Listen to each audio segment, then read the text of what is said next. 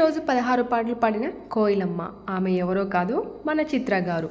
5 ఏళ్ల వయసులో తన తమ్ముడి కోసం పాడిన జోలపాటతోనే సింగర్ చిత్ర కెరీర్ మొదలైంది. ఆ సందర్భంలోనే సంగీత విద్వాంసుడు ఒమైన్ కుట్టి తనలోని టాలెంట్ తెలుసుకొని మ్యూజిక్ నేర్పించడానికి తీసుకెళ్లారు.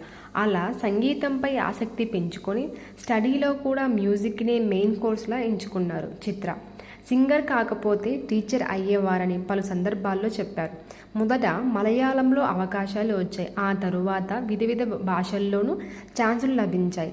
40 ఏళ్ల సినీ ప్రయాణంలో ఆమె దాదాపు 25,000 పాటలు పాడారు.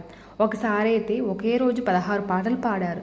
కరెన్సీ నోటుపై ఉండే భాషల కన్నా ఎక్కువ భాషల్లో తన పాటలు ఉన్నాయి. ఆమె పుట్టి పెరిగింది కేరళలో అయినా మలయాళం కంటే తెలుగులోనే ఎక్కువ పాటలు పాడారు. అందుకే తెలుగువారి హృదయాల్లో ఆమె పాటలు ఎప్పటికీ పదిలంగా ఉంటాయి.